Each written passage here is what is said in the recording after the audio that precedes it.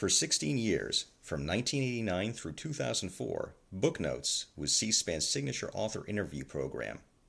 Focusing exclusively on contemporary nonfiction, the Booknotes series created an unparalleled television forum for writers of history, biography, politics, and public and cultural affairs. The Booknotes format was simple: one author, one book, 1 hour. For a full hour every Sunday night, 52 weeks a year, nonfiction writers were asked to discuss their most recent work. Beyond the book's subject matter, authors were also queried about their research, their writing process, and their own lives and influences. The result is a body of televised interviews that serve as a lasting scholarly resource for authors, researchers, students, readers, and educators. George Mason University Libraries is now adding to this trove of information by re-interviewing selected authors about their experiences as part of the Booknotes series. Hello, I'm Lindsay Bestarucci, oral historian for George Mason University Libraries, and with me is sound engineer Robert Vey. Today is January 22nd, 2015, and we are recording from Fenwick Library, where we are speaking with author and editor Peter Osnos, who has written and published works on C-SPAN and Booknotes, most recently publishing Brian Lamb's book, Sundays at 8, 25 Years of Stories from C-SPAN's Q&A and Booknotes. Hello, Mr. Osnos. Thank you for speaking with us today. It's a pleasure. How did you become involved with Brian Lamb, C-SPAN, and Booknotes? Well, as a publisher at Random House and the Times Books imprint there in the 1980s and 90s, Brian featured a great many books for which I had been responsible on the program. So when Brian decided he'd like to publish a Booknotes collection, he thought I might well be interested, and I certainly was. How much of a risk was it to publish these books on Booknotes, and did they sell well? We were very pleased with the books in every way. C-SPAN did a wonderful job turning the interviews into readable essays and had an enormous commitment to their quality and success, and I think they've achieved both. And what was the audience for these books like? Well, by the standard of serious nonfiction books, the audience was about just right. Clearly, there were thousands of people among the Booknotes viewers who wanted to read these collections. They did particularly well at libraries and as gifts. All in all, the reach and range of each of the Booknotes books has been satisfying, I believe, to all concerned. And what was the print run like for these books? Well, it varied. The industry standards on these things have changed over the years, but I would say the initial numbers were around 20,000. You've had years of working with Brian Lamb and his Booknotes program, but could you take a little bit more time to describe your experience with Brian Lamb and the show? Well, Brian is a publisher's ideal author. He understands the book process, and despite an inherent reluctance to be self-promotional, I'm sure you know that Brian has never spoken his name on the air. Yes. He made himself available for the right publicity opportunities in our preparation of the books. He was very engaged in every aspect, including taking pictures for the photo insert. My personal conversations with Brian were always a pleasure. He was very interested in our books and in the publishing industry generally, so we always had a lot to talk about. Well, you mentioned his general reluctance in self-promotion. Unlike many interviewers, Brian Lamb would ask his guests biographical questions.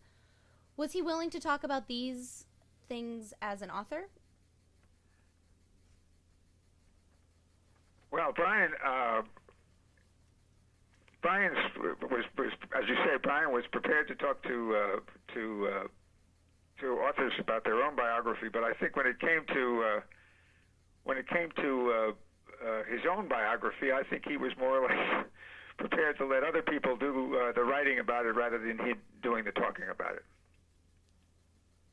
He was more interested in being an interviewer than he was in being the subject of an interview. As time went on and a number of profiles of Brian appeared in the media, his biography was written about, but he certainly never took the occasion on Booknotes to talk about himself. Well, were you surprised by anything you experienced with Brian Lamb, the author, after observing Brian Lamb, the interviewer? Well, Brian's on-air manner tends to be deliberately phlegmatic, but in fact he especially enjoys talking about the books he's read when you're talking to him and say on the phone or over lunch. and those that he's planning to read. He's a wonderful conversationalist, and as I said, he has a lively sense of humor to go with his shrewd insights about a broad array of subjects. So, judging by the extensive marginalia in his books, Brian Lamb read them very thoroughly before his interviews. Do you think this kind of immersion in the book world impacted his work as an author? I think Brian's preparation for his Booknotes interviews was prodigious. One of the reasons authors were so pleased to be invited to appear on the program was that they knew there would be an uninterrupted one-hour interview with an interlocutor who was really prepared. Brian's unique interview style got the most out of authors because he had really read their books and was an enthusiast for the process of writing. When it came to his own books, Brian brought the same care and intensity that he so valued in the subjects of his programs. So Brian Lamb often asked an author about his or her research and writing methods. Do you believe this information impacted his process as an author? Well, as I said, Brian was genuinely interested in the process of researching and writing books, and I'm sure that was reflected in his choices of how to work himself. Over the years, Brian became a real expert in the writing and publishing process, and that naturally was reflected in his work on camera and when he was embarked on the Booknotes books. He really understood the publishing process and made it very much part of his own work. Did you yourself watch the Booknotes program before working with Brian Lamb? Oh, sure. I was a Booknotes fan from the time it went on the air. The more I came to know about the program, the more impressed I was with its seriousness of purpose, matched by a recognition that viewers wanted to learn about the books being discussed. And as a publisher, I must say that was very gratifying. And then getting to know the authors who wrote them, these wonderful books that Brian was featuring on his show was always a pleasure.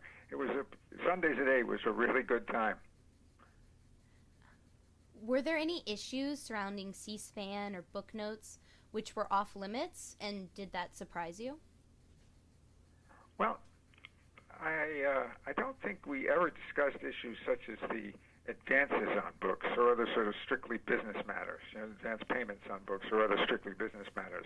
These were not specifically off limits, but Brian clearly made a choice to leave that aspect of the author-publisher relationship private. He was more interested in dealing with the contents of the books and the way the authors worked. Well, as you may or may not know, George Mason University was recently gifted all of Brian Lamb's personal copies of the books used in the Booknotes series, which amounts to some 800 nonfiction books published between the late 1980s and 2004. What do you think the benefits and uses of such a collection might be? Well, I must say I didn't know it, and I am extremely pleased that that has happened. The Booknotes collection at George Mason is a wonderful repository for a great many of the best and most illuminating books of this period. It's an impressive survey of the field chosen by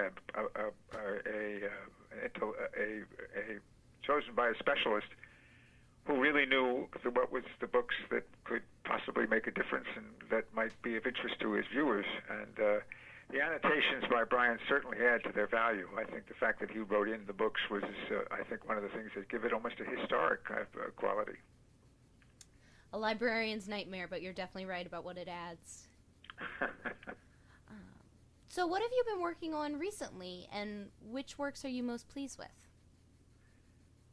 Well, let's see. Public Affairs has some very fine books on the way this spring. As a matter of fact, we're doing a book with C-SPAN based on the First Ladies project that was so successful last year, and Susan Swain is who was the host of that series is the person who is on the jacket of this book as the author.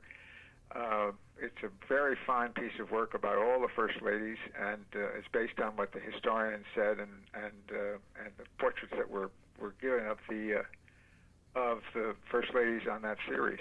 So we're still working with C-SPAN, and that's our next book. There's a major biography of Brent Scowcroft, considered one of the finest national security advisors of our times. That he's one of those rare Washington people who's kept a low personal profile. So this book, entitled The Strategist, Brent Scowcroft and the Call of National Security will be a significant contribution to understanding his life and times. We're also publishing a fascinating book by John Worden, who was a banker in Saigon in the last days of the Vietnam War and found a way to rescue all of his employees and their families in the midst of the collapse of South Vietnam. That book is called They Are All My Family, A Daring Rescue in the Chaos of Saigon's Fall. I think that's the kind of book that Brian would find particularly interesting. Reynold Levy, who was the president of Lincoln Center for a decade, has an entertaining and revealing book called They Told Me Not to Take That Job that will be of interest, I think, both for its portrait of that great institution and how he went about fulfilling his formidable responsibilities. That's just a sort of a short reflection of what we're doing. Yeah, those all sound very interesting. And I think you're right about the Saigon book. Vietnam was one of the subjects that Brian was especially interested in because it so came through during the time when he himself was in the Navy and I think he always featured programs on important Vietnam books by people like Robert McNamara or Neil Sheehan on John Paul Vann. Yes, I think Vietnam and then probably Lincoln would be the two most covered topics. I think that's right. But Vietnam and Lincoln are the two topics that he most enjoys or is most fascinated by.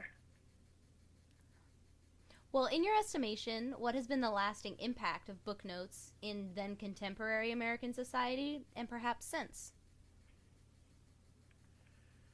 Well, I think Booknotes and Book TV generally represent a major addition to what's available in the media about nonfiction books. Brian's original and I think brilliant vision of C-SPAN as a public service has enabled Americans to see how government works, particularly the Congress, but the network has expanded in so many ways to include books and books discussions that's really not available anywhere else in the media. It's not surprising to me that Brian received the Presidential Medal of Freedom for his work at C-SPAN. He has provided the country, I think, with an enormous information asset that contains no advertising, after all, and doesn't draw tax money. So all I can say is long may C-SPAN flourish, including its 3 channels, its superb website, and its wonderful books. Well, is there anything else that you would like to add regarding Booknotes, C-SPAN, or Brian Lamb? Well, I would just reiterate that Brian Lamb's contribution to the visibility and understanding of books has been profound, and being the publisher of all the C-SPAN books has been a source of considerable pride to me and to all of my colleagues who worked on these books. Great. Well, thank you for taking the time to speak with us today. It's my pleasure.